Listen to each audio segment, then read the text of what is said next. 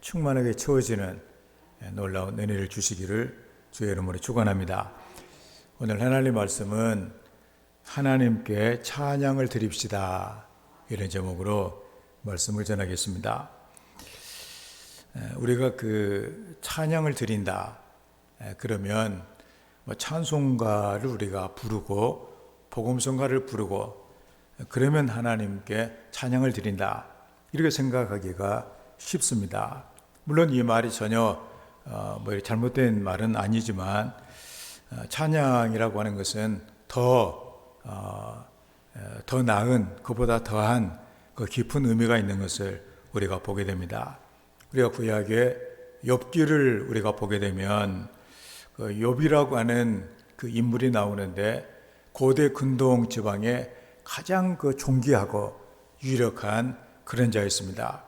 재산도 아주 어마어마하게 많이 있고 그의 몸도 아주 건강할 뿐만이 아니라 명예도 많고 그리고 또 자녀도 10명이나 있는 아주 다복한 그런 가정이었죠. 그런데 이제 사탄이 시기하여서 그에게 시험을 하게 되어지자 그에게 있는 모든 것들이 이제는 무너지기 시작을 합니다.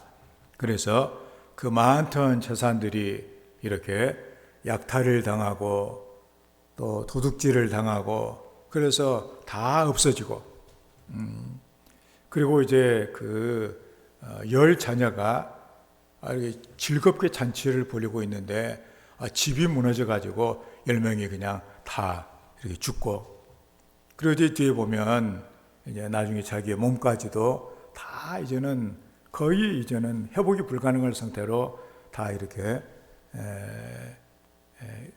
병들어서 감당할 수 없는 그런 신세가 되잖아요.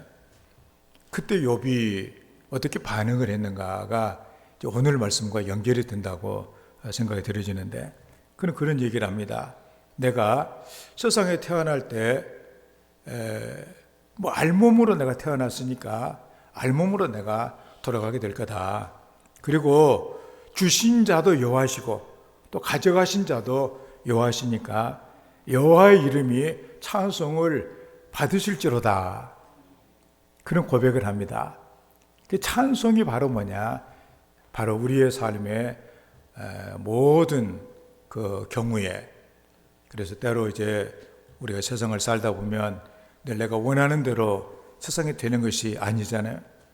가다가 또 우리가 안 될 수도 있고 넘어지기도 하고 병도 들고 눈물이 끝없이 쏟아지는 슬픔이 우리를 엄습을 하기도 하고 또 이런 배신과 그리고 모함과 이런 것들 속에서 내가 만신체가 되어지는 그 순간에 우리 하나님을 바라보면서 하나님 감사합니다, 그러면서 하나님께 영광을 돌릴 수 있는 그것이 바로 뭐냐? 그게 찬송이다, 그런 얘기입니다. 그렇기 때문에 찬송은 우리가 어떤 상황 가운데서라도 우리의 삶을 복되게 하나님께서 나를 만들어주신 바로 내 모습으로 만들어주는 은혜가 된다는 사실이죠. 그래서 우리는 오늘 하나님께 찬양을 드립시다, 이 말씀을 생각하면서 바로 우리가 때로 이런저런 여러 가지 일들 가운데 우리가 내 인생에 대해서, 내 삶에 대해서 우리가 감사하고 그런 가운데서 소망을 가지고 하나님 영광을 드리는 이것이 바로 찬송이다. 그래서 찬송가 있는 것처럼 늘 찬송하면서 주께 더 나가기 원합니다, 그런 성도가 되어야 될 줄을 믿습니다. 커크 패트릭이라고 하는 신앙인이자 찬송가를 많이 만든 그런 신앙인이 있습니다. 우리 찬송가에도 많은 찬송이 이렇게 들어와 있는 그런 신앙인인데, 아마도 사람들은 그의 인생을 찬송으로 시작하여 찬송으로 마쳤다, 이렇게 말할 정도로 찬송의 사람입니다. 83세로 세상을 떠날 때까지 계속해서 찬송 시를 쓰고 찬송을 작곡하고 이런 삶을 살았던 사람입니다. 그는 미국 펜실베니아주 로린스빌이라고 하는 어떤 캠프에서 그가 붕해를 인도를 했습니다. 항상 이 붕해 때는 이 찬송이 중요하잖아요. 집회 때마다 아주 힘찬 또 노래를 너무나 잘한 젊은 이런 가수가 우렁차고 원기가 흐르는 이런 목소리로 찬양을 해가지고 성도들이 많은 은혜를 이렇게 받았습니다. 그런데 찬송을 부르기는 하는데 이 청년이 예수는 안 믿는 거예요. 워낙 노래를 잘해가지고 이렇게 성악가로서 돈을 받고 찬양을 하는 이런 사람이었습니다. 그래서 이 패트릭이라고 하는 이 신앙인이 이 청년이 그리스도를 영접을 하고 찬양을 부르면 얼마나 더 큰 은혜를 끼칠 것인가, 그렇게 생각을 해가지고 청년에게 복음을 전했는데 예수님을 영접하지를 않는 거예요. 그래 너무나 안타까운 일이었습니다. 그래서 청년의 영혼을 위해서 간절하게 하나님 앞에 기도를 시작을 했습니다. 기도하던 중에 방황하던 영혼이 회개하고 돌아오는 환상과 함께 하늘의 소리를 듣게 돼요. 그는 이 들려오는 소리를 시로 옮기고 그걸 갖다가 곡으로 만들게 됩니다. 그리고 청년에게 악보를 주면서 독창을 하라. 그리고 이제 부탁을 했습니다. 그날 밤 많은 사람들이 모였는데 집회에서 호소력 있는 목소리로 패트릭이 만들어준 이 찬송을 부르기 시작을 합니다. 그 찬송이 바로 273장 나 주를 멀리 떠났다, 그 찬양이에요. 나 주를 멀리 떠났다 이제 옵니다. 나 죄의 길에 시달려 주여 옵니다. 나 이제 왔으니 내 집을 찾아 주여 나를 받으사 맞아 주소서. 3절 나 죄에 매여 고달파 이제 옵니다. 주 크신 사랑받고자 주여 옵니다. 나 이제 왔으니 내 집을 찾아 주여 나를 받으사 맞아 주소서. 5절 나 바랄 것이 무언가 우리 주 예수 날 위해 죽음 다가시 믿고 옵니다. 나 이제 왔으니 내 집을 찾아 주여 나를 받으사 맞아 주소서. 찬송을 부르던 그 청년이 마음이 갑자기 이게 이제 울컥해졌습니다. 죽게 돌아올 자가 누군가, 바로 이렇게 나구나 자신임을 깨닫게 돼요. 그래서 5절을 다 부르지 못하고 바로 울면서 무릎을 꿇게 됩니다. 바로 이 찬송이 그를 하나님께로 돌아오게 한 것입니다. 하나님은 우리를 사랑하셔서 찬송을 부르게 하십니다. 내가 찬송을 부르는 건 아니고 하나님이 부르게 하시는 거예요. 그러니까는 막막한 상황 가운데 바울 사도가 빌립보 감옥에서 매를 맞고 막 착고에 깨고 막 이렇게 서서히 이렇게 채이고 음습한 감옥에 아이고 소리밖에 나올 수 없는 그런 가운데서 하나님이 그를 찬송하게 하시니까 찬송을 하잖아요. 그걸 너무나 감사한 거예요. 이렇게 내가 다른 여러 가지 생각이 많이 있지만 나 같은 죄인이 구원을 받아가지고 이렇게 주님을 위해서 내가 이렇게 매를 맞고 고난을 당하는 거, 이거 얼마나 감사한지 그 마음이 생긴 거 아니에요? 저절로 입을 열어 찬송을 하게 됐다 그런 얘기입니다. 그래서 옥문이 열리고 착고가 풀어지고 미래가 열려지는 은혜를 누리게 된 것이죠. 하나님은 우리를 변화시켜가지고 우리들의 인생이 찬송이 되게 하신다 그런 얘기입니다. 아마도 우리 성도님들 가운데 지금 명절이 되기는 했지만 별로 명절이 반갑지 않는 이런 분도 아마 계실지 모릅니다. 빚도 막 이렇게 있고, 뭐 자식들 원하는 대로 잘 되지도 않고, 심지어 중한 병에 걸리기도 하고, 이런저런 일 때문에 머리가 막 지끈지끈하고, 이런 그 어려운 이런 가운데, 그렇지만 하나님은 우리를 사랑하여 주셔서 그 모든 내 삶에 대해서 감사를 느끼게 하시고 하나님을 찬송하게 하시는 은혜를 주신다 그런 얘기예요. 그 은혜를 받고 평생 찬송하면서 주님께 나아가는 이런 성도의 삶이 되기를 주의 이름으로 축원합니다.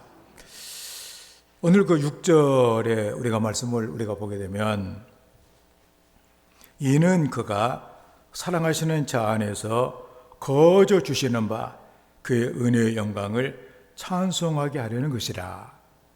이걸 현대 번역은 놀라운 은총과 사랑을 우리에게 쏟아 부어 우리를 가장 사랑하시는 아들의 사람이 되게 하신 하나님께 찬양을 드립시다. 이건 현대 번역이 참 마음에 더 와 닿는 것 같아요. 놀라운 은총과 사랑을 우리에게 쏟아 부어 주셨다. 그러니까는 우리가 많은 것을 받게 되면 우리가 대단한 그 마음이 얼마나 충만해지는 걸 우리가 보게 되어지는 것이죠. 그런데 놀라운 은총과 사랑 우리에게 쏟아 부어 주셔서 그게 바로 뭐냐? 우리를 가장 사랑하시는 아들의 사람 그리스도인이 되게 하셨다는 얘기예요. 그 하나님을 찬양하지 않을 수 없게 됐다. 하나님은 내 입을 열어 하나님을 찬양하게 해주셨다는 얘기입니다. 놀라운 은총과 사랑을 우리에게 쏟아부어 주셔서 하나님을 찬양할 수 있는 인생이 되게 하셨다. 찬송하게 하려는 것이다. 바로 하나님을 찬송하게 해주셨다 그런 얘기죠. 바울 사도는 바로 왜 하나님이 나를 구원해 주셨는가? 바로 하나님의 그 은혜의 영광을 찬송하게 하시기 위함이라고 말씀을 해주고 있습니다. 그렇기 때문에 우리 신앙생활의 모든 것의 그 종결, 모든 것의 최종적인 은혜, 이건 바로 우리가 하나님을 찬양하는 것이다 그런 얘기입니다. 하나님에 대해서 늘 우리가 찬송하면서 우리가 마지막 그 숨을 쉬는 순간도 하나님을 찬송하면서 주님께로 갈 수 있는 이런 인생이 바로 복 있는 인생. 하나님 감사합니다. 나에게 죽음을 주셔서 이렇게 하나님께로 갈 수 있는 은혜를 주신 것을 감사합니다. 이게 바로 우리가 부를 마지막 찬송이다 그런 얘기입니다. 우리에게 능력이 있어서 찬송하는 것은 아닙니다. 하나님의 나라 하여금 찬송을 할 수 있도록 은혜를 주시는 것이죠. 그래서 찬송하게 하실 수 있는 분은 바로 오직 하나님 뿐이십니다. 그래서 구원받는 그리스도는 마땅히 찬송을 해야 되어지는 것이죠. 그래서 우리는 이제 날마다 구원의 감격으로 찬송을 쉬지 않는 그런 성도가 되어야만 하겠습니다.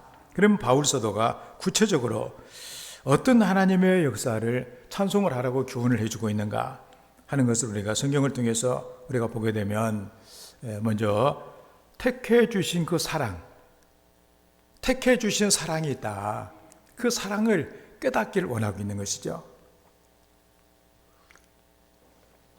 은혜라고 하는 것은 깨닫는 것입니다. 그래서 우리가 예수를 믿게 된 거, 이걸 깨닫는 거, 이게 이제 은혜가 되는 것이죠. 4절의 말씀에 그 창세 전에 그리스도 안에서 우리를 택하사 우리로 사랑 안에서 그 앞에 거룩하고 흠이 없게 하시려고.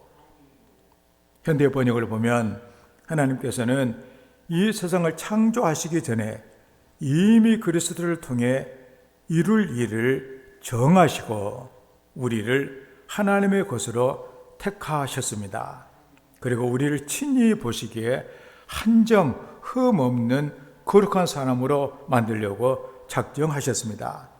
하나님 앞에 서 있는 우리는 그분의 사랑 속에 쌓여 있는 것입니다. 그런 얘기예요.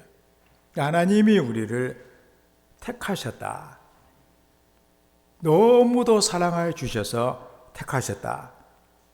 그러면 이 사랑을 우리에게 왜 주셨는가? 바로 우리가 한 점 흠이 없는 거룩한 사람으로 만들려고 작정을 하셔서 세상을 만드시기도 전에 이미 우리를 이렇게 선택을 하셔서 이렇게 우리를 불러주셔서 그리스도인이 되게 하셨다는 그런 말씀이죠. 이게 바로 하나님의 사랑이라고 말해주고 있습니다. 오늘 저는 이 하나님의 이 나를 택해 주신 세상도 만들기도 세상도 있기도 전에 나를 이렇게 택하셔서 그렇게 나를 거룩하고 흠이 없는 이런 그 사람으로 만들어 주시길 원하시는 그 하나님의 사랑에 대해서 하나님께 그 하나님 내가 정말로 감사합니다. 이런 성도가 되어야만 하겠습니다. 우리를 택하사 이 말의 원어의 뜻은 하나님의 스스로 행하신 선택이다 이런 의미예요. 그러니까 내가 어떤 것이 있어서가 아니라 이 선택의 주도권은 하나님이시다 그런 얘기입니다. 구원을 위한 하나님의 선택은 내가 어떤 노력이나 내 어떤 조건이나 이런 것이 개입되지 않는 전적인 하나님의 은혜다 그런 얘기. 그러니 이게 얼마나 감사한 일이냐 그런 얘기야. 이 감사를 느끼는 성도가 되어야만 하겠습니다. 우리가 1517년에 종교개혁이 일어나게 되어지는데 그때 루터의 종교개혁, 루터가 이 일을 이루면서 이 일을 잘 완수할 수 있도록 그에게 가장 많은 영향을 끼친 바로 사람이 자기 아내였습니다. 자기 아내 카타리나 폰 보라라고 하는 이 사람이 있는데 본래 이분은 수녀였어요. 도저히 아내가 될 수 없는 사람인데 아내가 돼가지고 루터를 도와서 이 귀한 일을 감당할 수 있도록 이렇게 했다는 사실입니다. 본래 이제 루터가 종교개혁을 하고 성경을 독일말로 번역을 하고 많은 사람 성경을 읽히고 그래서 수녀원에 있었던 그 수녀들도 영향을 받게 돼요. 그래서 종교개혁의 이 정신을 접하고서 수녀원을 탈출하기로 작정을 합니다. 방법이 없어요. 원체 이게 울타리를 견고하게 담을 쌓았기 때문에. 그래서 청어를 이제 식사 때 하는 거 청어를 옮기는 그 통 속에 들어가 가지고 9명이 거기서 탈출합니다. 그래가지고 천주 로마 가톨릭의 이 독신주의를 반대하던 루터의 뜻을 따라 가지고 우리 이제 이렇게 시집 가자. 그래가지고 다들 결혼을 해요. 그래서 8명의 신랑을 만나가지고 다 결혼했는데 한 사람은 어떤 남자가 봐주질 않아요. 그래서 이제 혼자 9명이 탈출했는데 혼자가 남았는데 루터가 나라도 결혼해 줘야 되겠다. 그래가지고 결혼을 하게 됩니다. 나중에 루터가 그런 고백을 합니다. 종교개혁을 성공하게 하신 하나님을 찬양합니다. 남편의 마음을 신뢰하며 하나님을 경외하는 신실한 아내를 주셔서 나를 돕게 하셨습니다.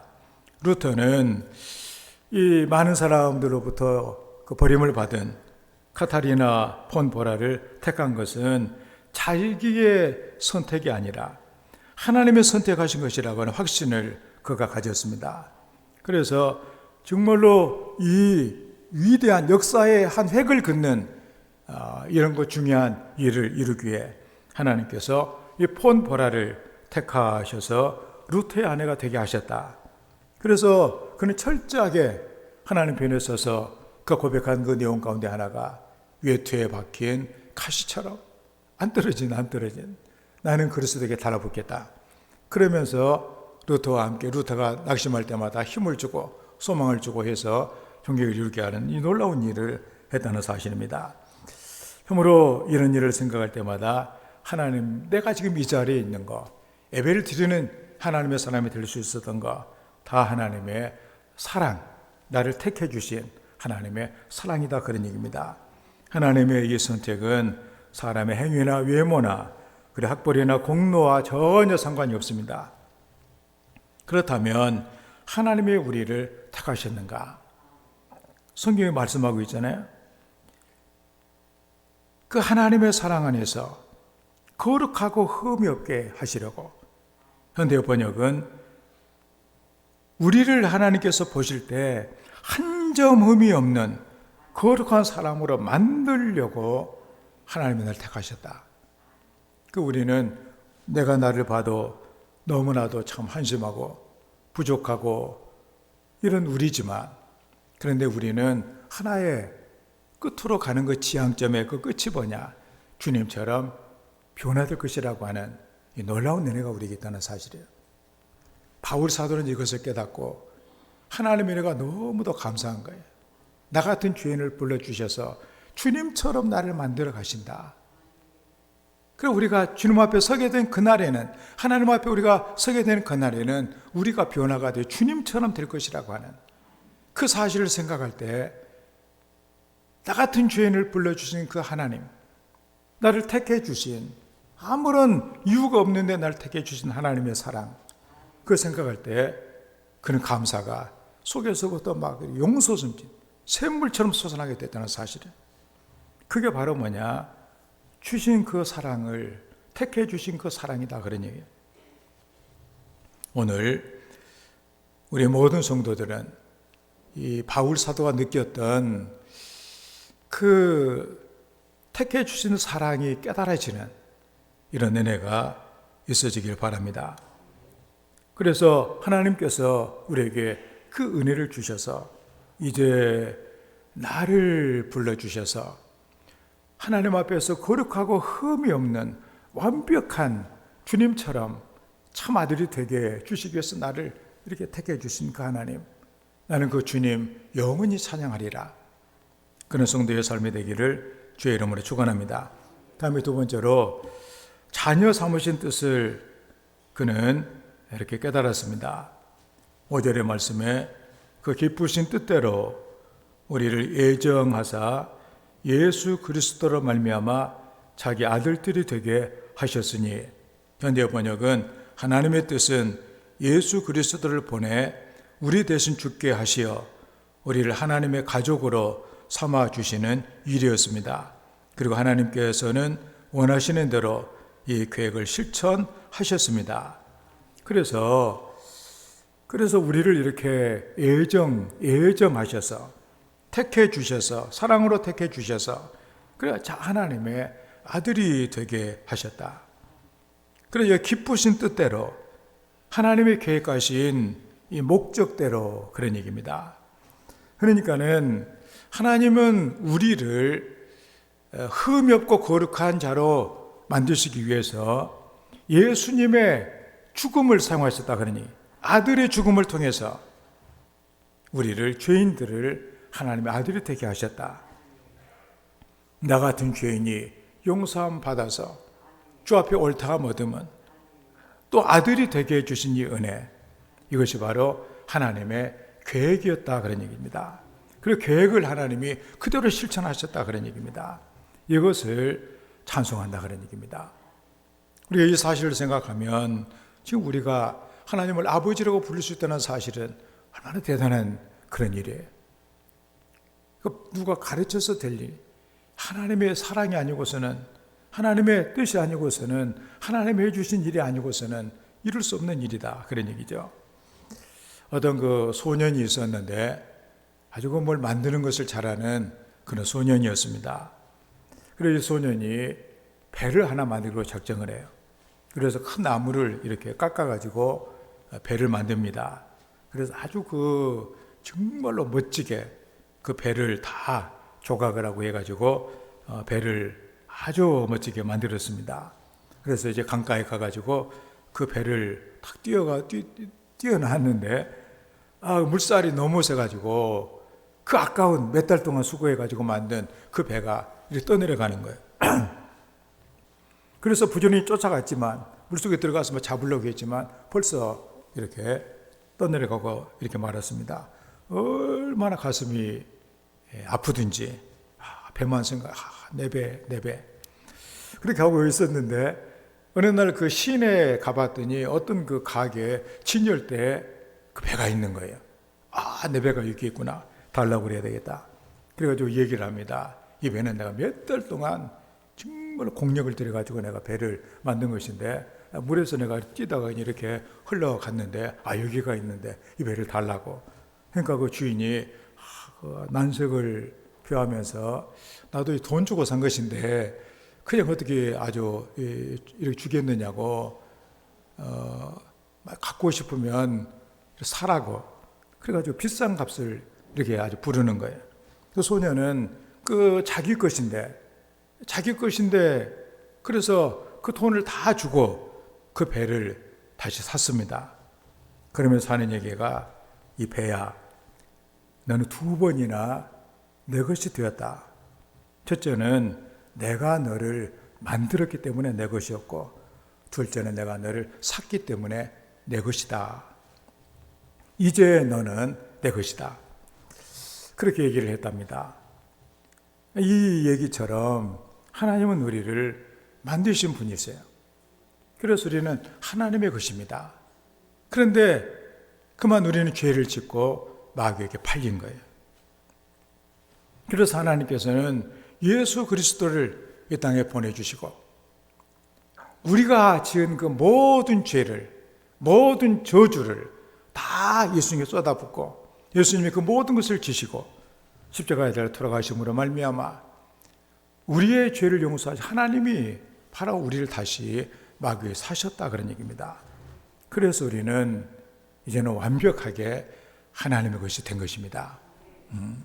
그래서 이걸 생각하면 하나님이 얼마나 값을 나를 만드시느라고 나를 창조하신 그 하나님. 근데 그 생명으로 자기의 생명을 이렇게 투자를 해서 아들의 피로, 생명의 피로, 값으로 우리를 또 사셨다 그러니. 그래서 우리는 하나님을 아버지라고 부르게 됐다는 얘기죠. 이 사실을 생각하면 감사가 되죠. 얼마나 감사한 일이에요. 이게 바로 뭐냐? 이 감사를 느끼며 여러분이 살아갈 수 있다는 이 사실이 뭐냐? 하나님을 찬송하는 것이다 그런 얘기입니다. 그래서 우리가 하나님의 아들이라고 하는 이 신분에 우리는 눈을 뜨고 이것을 정말로 우리 자부심을 갖고 또로 감사하며 그리고 우리는 그 하나님의 자녀가 된 이 놀라운 이 사실, 나중에 천국을 상속하는 이 귀한 은혜, 그 하나님을 늘 찬송하며 살아가는 우리 모든 성도가 다 되기를 주의 이름으로 축원합니다. 다음에 세 번째로 죄를 사하신 은혜를 말씀하고 있습니다. 7절의 말씀에 우리는 그리스도 안에서 그의 은혜의 풍성함을 따라 그의 피로 말미암아 속량 곧 죄사함을 받았느니라. 현대 번역은 하나님의 사랑은 너무도 커서 우리의 죄를 없애시려고 아들의 피를 흘리게까지 하셨습니다. 그리하여 우리는 이 아들을 통해서 구원을 얻은 것입니다. 이걸 깨닫게 되니까 하나님을 찬송하지 않을 수 없게 됐다는 그런 말씀이에요. 죄의 사함을 받았느니라. 십자가에서 죽으심으로 값을 치르셨다 그러니. 그래서 우리는 확신을 가져야 돼요. 왜냐하면 내가 하나님의 것이 된 것은 내가 뭘 하고 이래서가 아니라 바로 그 십자가에서 아들이 하나님이 죽으심으로 말미암아 생명의 그 속량을 하셨던, 그래서 핏값으로 값을 치렀기 때문에 이제는 내가 하나님의 것이 됐다. 그래, 난 하나님의 것이에요. 이제는 누구도 나를 거부할 수 없는 그 성령께서 우리의 도장을 찍어 주신 것이죠. 그 도장을 여러분들이 늘 간직하며 살아가는 이런 성도가 되어야만 합니다. 때로 여러 가지 이런 그 일들이 때로 내가 뭐 하나님의 이렇게 내가 사람이 됐냐 이런 거 가끔 의심으로 이렇게 주기도 하지만 내가 이렇게 죄를 지었는데 이거 어떻게 되냐 그렇지만 바로 예수님이 흘리신 그 피로 우리를 사망에서 생명으로 우리를 옮겼다 그런 얘기입니다.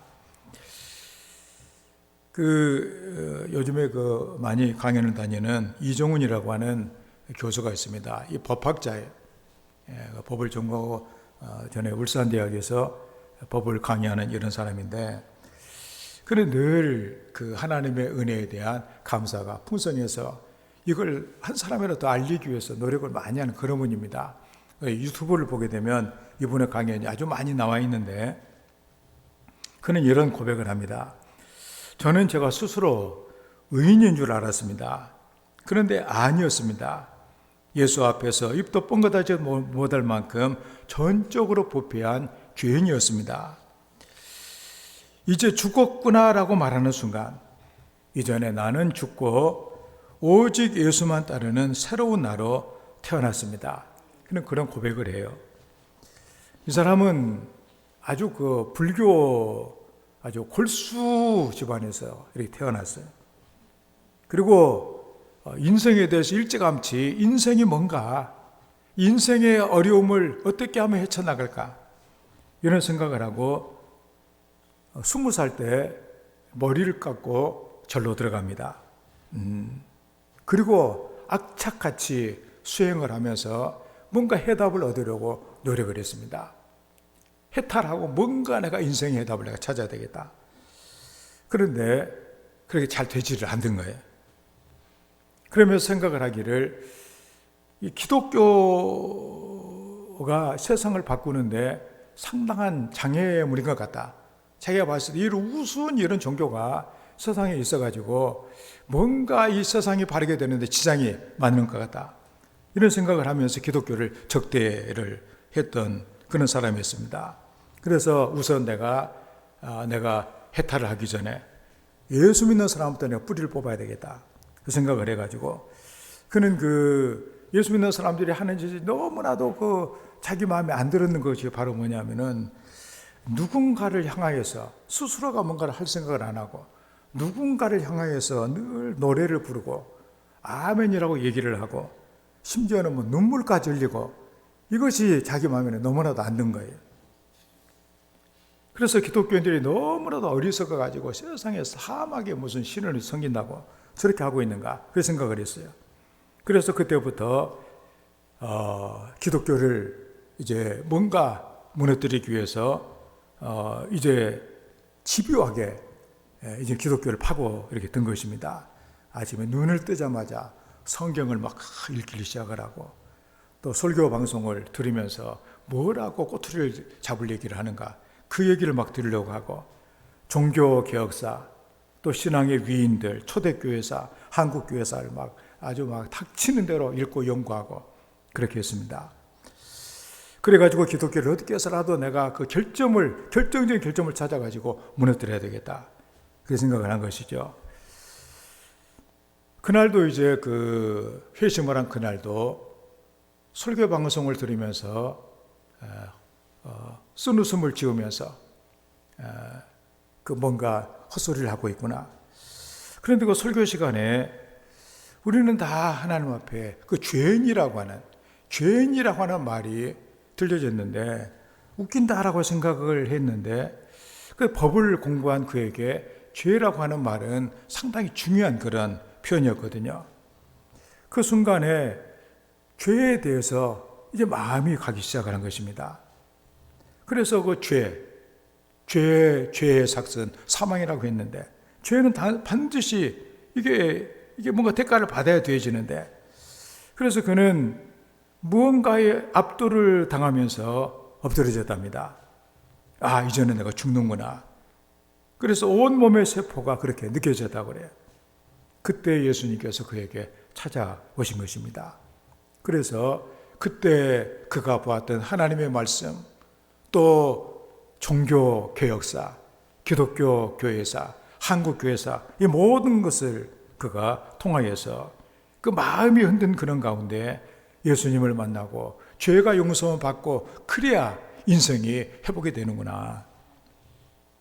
그래서 그는 이제는 어리석게 보였던 그 모든 것들이 이제는 그의 삶의 전부가 되었습니다. 그래서 그는 이제는 오직 예수다, 예수밖에는 없다. 그러면서 그는 지금도 끊임없이 강연하며 사람들을 이렇게 회심시키고 있는데, 그는 그런 고백을 합니다. 다른 길은 없습니다. 오직 예수만이 구원자가 되십니다. 그분 앞에 무릎을 꿇고 예수의 주권을 자신의 삶에서 드러내야 합니다. 삶과 신앙은 분리될 수 없습니다. 다른 누구도 아닌 바로 내가 나의 자리에서 예수를 드러낼 때 세상은 변화될 것입니다. 그는 죄를 사해 주신 법을 전공한 그에게 죄라는 걸 가지고 예수님이 자기 죄를 대신 져주시고 십자가에 위해서 청산해 주신 그 사건, 그래서 그는 예수님을 찬송하는 그런 인생이 되었다, 그런 얘기입니다. 우리는 세상을 살면서 많은 죄를 짓습니다. 그 죄가 때로 우리에게 무거운 짐이 되고 계속해서 마귀의 종이 되게 하는 이런 그 고통을 우리에게 주기도 합니다. 그런데 죄는 피 흘림이 없인즉 사함이 없다고 성경에는 말씀해주고 있습니다. 어느 누구도 죄에서 벗어날 수가 없는 거예요. 그런데 바로 그 피 흘림, 어린 양의 피가 바로 예수 그리스도께서 피를 흘려 주심으로 바로 우리의 죄가 청산이 된 것이죠. 이걸 바울 사도가 깨닫고서 내 죄가 사함을 받았구나. 이 사실이 하나님을 찬양하는 놀라운 삶의 근거가 됐다는 사실이에요. 그래서 우리도 참으로 주님을 그렇게 찬송할 수 있는, 죄를 사해 주신 이 은혜, 그 놀라운 그 하나님의 그 은혜에 대한 찬송이 우리의 삶에 떠나지 않는 이런 성도가 되어야만 이렇게 할 것입니다. 오늘 우리가 하나님의 말씀을 이제 들었습니다. 우리가 세상을 살면서 때로 여러 가지 일을 우리가 겪었고 앞으로도 겪을 것인데, 때로는 뭔가 내 삶이 왜 이렇게도 꼬이고 내 삶이 힘들고 내 삶이 어려운가, 이런 순간도 아마 여러분들이 겪게 될 것입니다. 그때 우리는 오늘 말씀을 기억하면서 하나님을 찬송을 하기 위해서, 인생의 창조의 목적이 뭐냐? 하나님을 찬송하는 것이다.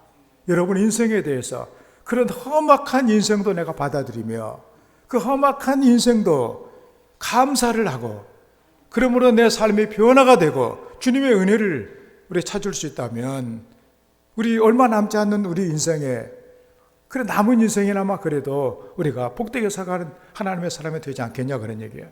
우리가 모든 우리의 삶이 원망과 불평으로 끝이 난다면 우리를 창조하시고 구원해 주신 하나님이 얼마나 안타깝게 여기시겠냐, 그런 말씀이죠.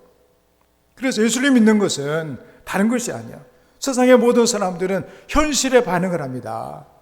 좋으면 좋은 것이고 싫으면 싫은 것이고 아프면 아프다고 하고 못 살겠다고 하고 힘들게 인생을 포기하기도 하지만, 우리는 모든 우리의 삶에 하나님이 계시기에 우리는 거기서 감사가 있고, 그래서 바로 내 인생을 창조하게 하신, 찬송하게 하신 하나님의 올바른 인생으로 살아가는 거예요. 그게 바로 하나님이 우리에게 주신 인생의 가장 귀한 선물이다, 그런 말씀입니다. 한국대학생 선교회 그 CCC라고 아마 우리 대학교 다녔을 때 있는 그 설립하고 오늘도 지금도 하고 있는 국가 조찬 기도회 시작한 김중곤 목사님이 계세요.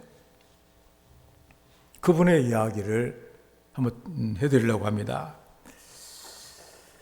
참 그분의 삶을 보게 되면 말로 다 할 수 없는 그 고난의 연속이에요. 한 번은 그런 가운데 그 둘째 딸이 결혼을 했는데 위암으로 고생을 하다가 세상을 이렇게 떠났습니다. 남편과 또 5살, 3살 난 이런 거 딸을 두고 딸이 세상을 떠난 것을 보았을 때 너무도 마음이 괴로워가지고 그 병실에서 다른 사람들 다 나가게 하고 그 죽은 딸과 함께 이렇게 있고 싶었다고 합니다. 위암을 발견하고 수술을 하고 167일 동안 극심한 고통을 겪다가 죽은 딸을 생각하니까 너무도 불쌍한 거예요. 그리도 이 연약한 이 아이에게 왜 그토록 가혹한 고통을 허락해 주셨는가? 하나님을 생각하니까 마음이 섭섭한 마음이 이렇게 드는 거예요. 주님하고 부를 힘도 아무것도 없었다고 합니다. 그때 기적이 일어났는데 갑자기 찬송의 영이 그에게 임한 거예요. 찬송가 147장 거기 너 있었는가 그때 주님 그 십자가에 달릴 때 때로 그 일로 나는 떨려 거기 너 있었는가 그때 우리 주님이 십자가 위에서 그 달려 돌아가신 그 장면이 생각이 나면서 나를 구원해 주신 그 하나님, 그 놀라운 그 은혜, 그 찬송을 그가 부르고 있더라는 거예요. 딸의 이 죽음 앞에서 하나님의 그 은혜를 찬송하면서 그런 고백을 그는 했습니다. 그것은 내가 부른 찬송이 아니었다. 내 속에 성령께서 내 입을 열어서 그 찬송을 부르게 하셨다. 부활하신 주님은 살아계신다. 그때 그곳에서 나와 함께 내 분명히 주님은 살아계셨다. 그런 고백을 합니다. 하나님이 인생을 구원하신 목적이 뭐냐? 어느 순간에라도 찬송하는 인생이 되게 하려는 데 있다 그런 얘기입니다. 우리의 삶에 찬송이 있습니까? 여러분은 여러분의 삶에 대해서 감사하고 이렇게 내게 주신 이 생명을 내가 감사하고 한순간이라도 내가 복되게 하나님의 영광을 위해 살겠다 이런 마음이 있느냐 그런 얘기예요. 우리는 내가 세상을 떠나는 그 순간까지 늘 이런 생각을 하게 해주시는 것이 바로 하나님의 은혜다 그런 얘기예요. 이 은혜가 떠나게 되면 힘든 세상 차라리 죽었으면 좋겠다 이렇게 생각을 한다든지 아니면은 내 자신을 불평하고 원망한다든지 이렇게 하겠죠 그냥. 그래서 오늘 하나님께 찬양을 드립시다 그런 얘기예요. 찬양하는 인생이 되자 그런 얘기입니다. 우리는 예수님으로 말미암아 하나님의 영광을 찬송할 수 있는 그렇게 새롭게 지음을 받은 하나님의 사람들입니다. 하나님은 우리로 찬송을 하도록 우리를 이끌어 이렇게 주십니다. 오늘 많은 사람들 가운데 사랑으로 나를 택하신 그 하나님의 사랑을 깨닫고 감사